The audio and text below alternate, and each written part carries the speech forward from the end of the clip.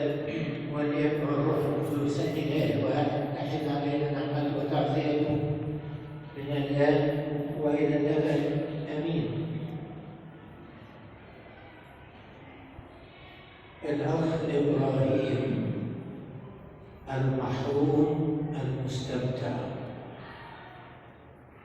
هذا هو توصيفي لهذا الأخ الذي نودعه. إبراهيم عبد المسيح المحروم المستمتع. عن أي حرمان يبونا بتتكلم، وعن أي استمتاع بتتكلم. ندخل في التفصيلات. الأخ إبراهيم عبد المسيح عرف في وسطنا في كنيسة ماري جرجس لأبو النجا منذ سنوات عديدة. أنا شخصياً ككاهن لهذه الكنيسة عاصرت هذا الأخ كواحد من عمال هذه الكنيسة وخدامها، وخدم واشتغل من خلال كل ما كان يكلف به من الأعمال، مشاركا بقية الإخوة عمال الكنيسة في هذه الوزنة. لكنه كان إبراهيم عبد المسيح المحروم. يا ترى محروم من فم الكهنة؟ لا، حرم طبيعيا من بعض الملكات التي يتميز بها الإنسان الطبيعي، وعلى الأقل حاستين كان محروما منهما: حاسة السمع وحاسة النطق والكلام. كمعظم الناس عندنا في حي الكنيسة يسمونه إبراهيم الأخرس. كان أخرس من جهة العجز الكامل عن النطق بالشفتين، لكن الذين كانوا يحبونه وقريبين منه كانوا يفهمون حركة الشفتين. وأيضا حرم من حاسة السمع، فكان يتفاهم بلغة الإشارة. ولكن العجيب يا إخوتي أنه كان في منتهى الذكاء. يعني رغم أن الحواس الطبيعية ما كانتش متوفرة عنده، لكن ربما كان يعي ما لا يعيه من له حاسة السمع. وكانت ملامح وجهه وحركات يديه كانت تعبر أكثر من الملايين الذين لهم القدرة على التعبير باللسان. عموما يا أحبائي، أنتم في غنى أن تعرفوا ماذا كانت ملامحه على الأرض. وأنا متأكد أن الأحباء اللي حاضرين معانا دلوقتي رجالا أو سيدات عارفين الكلام ده، وكانوا يعرفون عنه الكثير بحكم التعامل الإنساني معه، خصوصاً في السنوات الأخيرة عندما كانت البنية الجسدية له تتهاوى وتضعف. ولكنه كان شديد الحرص على التلاقي مع الكنيسة ومع الناس بطريقة خاصة، وكان يحب يجي كده في الأماكن المحيطة بكنيسة ماري جرجس. وفي كل الأحداث التي كانت تمر على الكنيسة عندما كنت أسأله بعض الأسئلة، إنما بطريقة الإشارة باليد، كان يفهمها بسرعة، وكان يجيب أيضا بما يمكن إدراكه بالإشارة وبالفهم. على الأرض عشت يا إبراهيم محروما من هذه الحواس، لكن ربما كانت ملامح كنيسة ماري جرجس كانت أكثر اختراقا لكيانك من ألوف الأصحاب. يعني كان ممكن يبقى واحد صحيح شايف بعينيه، بيسمع بودانه، بيتكلم بشفتيه، وربما لا يدرك عظمة هذه الكنيسة. أما أنت فكنت المحروم المستمتع، لعلك في داخلك كانت لك مشاعرك الخاصة التي لا يفهمها أحد من المحيطين به، ولكن كانت لك مشاعر الفرح والبهجة والسرور، وكنت تعبر عن هذه الحالة المنتعشة المنتشية بطريقتك الخاصة. وهكذا عاش هذه السنوات، وبكل تأكيد لك أجرك على ما فعلته لهذه الكنيسة، حتى ولو كنا نعتبرها أعمال بسيطة، لكن أنا عاوز أقول كلمة إحقاقا للحق. إحنا ما نقدرش نستغنى عن أي جهد بسيط متواضع بيقوم به أي إنسان بيخدم في الكنيسة. أنا شخصياً ما بحبش أسميهم الفراجين، لكن نسميهم العمال اللي بيخدموا في الكنيسة. وكان إبراهيم عبد المسيح واحداً منهم لسنوات طويلة، لعلي أنا بالذات أكثر الكهنة المعينين لهذه الخدمة بحكم قدم سنوات خدمتي في الكهنوت.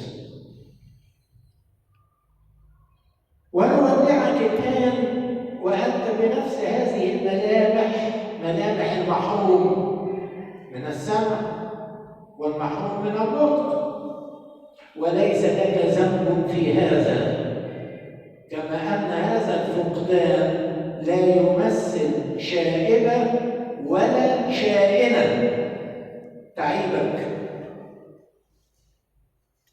ده المجتمع خصوصا في السنوات الأخيرة بقى بيسمي ذوي الاحتياجات الخاصة ذوي الهمم. رئيس الجمهورية بنفسه مهتم بيهم ويتواجد في وسطهم. أما الآن فنحن نودعك حال كونك إبراهيم عبد المسيح المستمتع.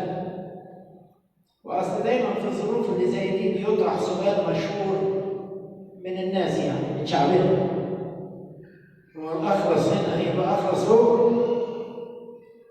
هو الأصم هنا هيبقى أصم فوق؟ وده معقول نوافق على الكلام ده؟ إطلاقا. لن يرث المجد السماوي إنسان معوض، فلم يذكر لنا الكتاب المقدس في كل أسفاره أن ورثة للملكوت عاشوا في الملكوت معوقين. لا حصل ولا هيحصل ولا حاجة في الكتاب المقدس قالت كده. تحول عجيب جدا من إنسان ما كانش بيسمع ولا يتكلم زي بقية الناس على الأرض، فيقولوا بقى السذج والجهلاء خلاص زي ما كان عايش على الأرض يعيش فوق. أقول كلام أكثر صراحة: زي ما كان عايش على الأرض بثياب رثة أحيانا، ولو أن هذه اللمحة سأصححها بعد قليل. فخلاص بيبقى في السماء بقى الشاروبين والسرافين ذوي الستة أجنحة النورانية، لكن أنت يا إبراهيم الأخرس لا، أنت كده متفنط في فئة تانية كاتوجري تاني غير سكان السماء. مش هيحصل. ولذلك من عدل الله المطلق ومن كمال محبة الله الجميلة أن من كان محروما عن الأرض سيكون مستمتعا في السماء. بس عاوز أقول حاجة هنا أحبائي، من أهم ما يمكن أن الإنسان على الأرض لا يحرم نفسه من المتعة بربنا بإرادته الخاصة نتيجة خطية أو استهتار أو استسلام للشر، لأن ده هيبقى الحرمان اللي لا سمح الله الإنسان جابه بنفسه. فمن جلب على نفسه حرمانا على الأرض كأنه يجلب على نفسه حرمانا في السماء. لكن الحالة بتاعت ابننا إبراهيم مش كده. إبراهيم هو المحروم لا إراديا على الأرض، وكتير قوي من ذوي الهمم من ذوي القدرات ما عدناش بنسمي حكاية ذوي الاحتياجات الخاصة، بنقول لا، ذوي القدرات الخاصة. هو كان له قدرة على فكرة يفهم الأمور أكتر من المتعلمين والثقافات واللي عملوا شهادات. يعني النباهة بتاعتهم كانت ملحوظة قوي، ويمكن كلنا نشهد بذلك. نيجي بقى لحتة إبراهيم المستمتع في السماء يا أحبائي. مفيش لا أخلص ولا أصم ولا أبكم، والأبكم هو الأخلص. مش عايز أستغرب في المسميات اللفظية لأن إحنا كلنا عارفينها، لكن كان حد يشوف يقول لك إبراهيم الأخلص كان على باب الكنيسة، إبراهيم الأخلص يعني كان على الرصيف. وعلى فكرة ما كان يستعطي. من الحاجات الجميلة أنه ما كان يشحذ ولا يستعطي، لكن اللي كان بيديله بركة معينة بيبقى كده بابتسامة، ويبقى كأنه عاوز يقول 100 مرة كلمة متشكر، بس بيقولها بطريقته الخاصة. ابتسامة على الوجه، رفع اليدين، تهليل. وفي أوقات كثيرة عندما كنت أقابله كان ينحني احتراما للكهنوت. أحيانا البعض من الكبار ربما يعني غافلان عن الحتة دي. الأخلص الأبكم كان يحترم الكهنوت، وطبعا كإنسان كان يصعب عليه من اللي يجرح شعوره، فكانت عواطفه الإنسانية حاضرة، بس من غير ما يقول لك أنت زعلتني ليه، أو من غير ما يقول واحد أنت احتقرتني ليه. هو لا كان بيقول ليه ولا ليه، لأنه كان إبراهيم المحروم من النطق، ولكنه المستمتع في داخله بحالة من الرضا. في السماء يا ابني هتتكلم، في السماء هتسمع، وربنا يجي في السماء يعوض المحروم عن كل ما حرم منه على الأرض. اتحرمت بجرعة من الحرمان، سيمتعك الرب بجرعات من الاستمتاع. أحبائي، أنا عاوز أخلص من هذا كله إلى الآتي: إن مقاييس تقييم الإنسان على الأرض مختلفة تماماً عن مقاييس تقييمه في الأبدية. مش ضروري يعني التعويق الجسدي أو العضوي، لكن عموماً الناس بيحكموا على بعضهم أحكام عجيبة كده حسب الظاهر. ولذلك الرسول بولس كان حريص جدا يقول: لا تحكموا حسب الظاهر بل احكموا حكما عادلا. وقال في آية ثانية: لا تحكموا قبل الوقت، قبل أن يأتي الله الذي سينير خفايا الظلام، وحينئذ يكون المدح لكل واحد من الله. أنا بحب الآيتين دول قوي، علشان أي واحد يراجع نفسه شوية. هو بيحكم عن مواقف إزاي. من فضلك يا عزيزي لا تحكم قبل الوقت. نمرة 2 لا تحكم حسب الظاهر.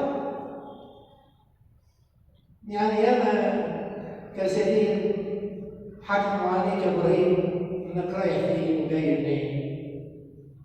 طب ما قدام عينينا قصه الغني والعازر، مات الغني ودفن، ومات لعازر الذي كانت الكلاب تلحس قروحه امام بيت الغني. مات الغني ودفن، ومات لعازر وحملته الملائكه الى حضن ابراهيم. وهناك بقى انعكست الشغلانه خالص. الغني بقى عمال يشحت فوق، قال له يا ابت ابراهيم ابعت لعازر يبل طرف لسانه يعني يبرد انا معذب في هذا الجحيم. قال له يا ابني اذكر انك استوفيت خيراتك على الارض ولعازر البلايا، والان هو يتعزى وانت تتعزى. لو مش بس كده، ده في حاجه اصعب بيننا وبينك، هو لا انت تعرف تجيبنا ولا احنا نروح لك. مقاييس مختلفه. احبائي، في السماء سنرى العجب، في السماء سنسمع العجب، في السماء سيختلف التقييم تماما. فيا ريت نعيش بقى في خوف ربنا ايا كان الوضع الاجتماعي بتاعنا او الثقافي او العضوي او الجسدي. يا ريت نخاف ربنا بقى، لان ربما المحرومون بيننا على الارض سيسبقوننا الى الابديه. بس ربنا ما يسمحش انه مش بس يسبقونا، ما يسمحش ان حد فينا يتحرم. ولن ندخل الى الملكوت بالتزكيه من شهاده طبيه ولا شهاده صلاحيه ولا تقرير يكتبه بني ادم عننا. احنا هندخل السماء بتقييم السماء وليس اكثر من هذا. لا يفوتني احبائي، وربما دي حقيقه يعني البعض منكم او كثيرين ما يعرفهاش. ناس اتصلوا بي يعني من حوالي شهر قالوا لي يا ابونا ابراهيم الاخرس انتوا سايبينه كده ليه؟ قلت لهم ومين قال لك يا حبيبتي ان احنا سايبينه؟ او بعض من اولاد واعضاء الكنيسه مهتمين به جدا. في واحد منهم انا محمد دلوقتي باعت لي ورقه بيقول لي يا ابونا لو سمحت تشكر البيت الفلاني. ايوه انا بشكره بس مش هذكر الاسماء عشان لا يستوفوا اجورهم على الارض، ولكن ابوهم الذي في السماوات هو يجازيهم علانيه. فقال يبقى اشكر الست ام فلان، مش هذكر اسمها، لكن انا بشكرها وربنا هو اللي هيكافئها اكتر مني ومنك.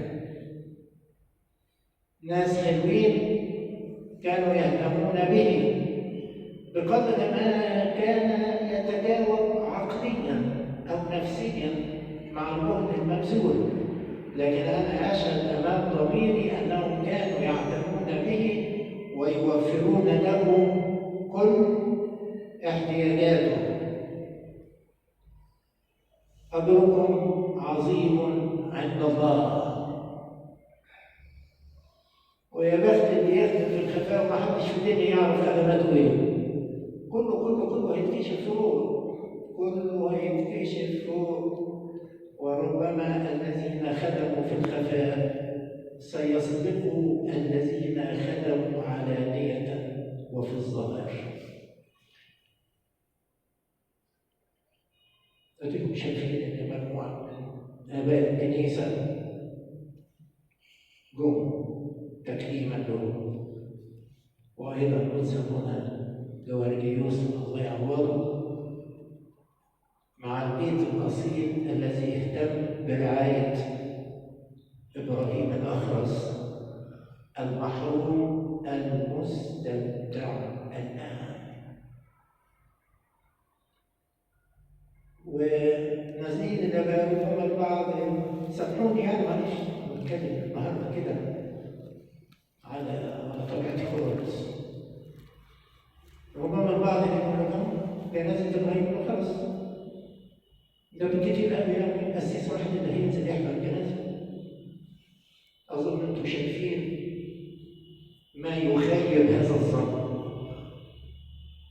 وربما أو نمشي يعني الكبير بتاع الكنيسة ينزل يحضر جنازة إبراهيم الأخرس، ما أظنش. أظن أن حضوري قد خيب الظن. أحبائي الكنيسة أب وأم للكل، للفقير قبل الغني، للمريض قبل السليم. فبقاش من حد لحد أبدا. عكس أنا متأكد إن أنا وإخواتي كان الحاضرين إحنا عايزين ناخد بركة الأخ إبراهيم الأخرس المحروم المستمتع. ربنا يعوض كل من كانت له مشاعر حب تجاهه، والله يعوض كل من تعاطف عليه بصورة أو بأخرى. لربنا المجد الدائم من الآن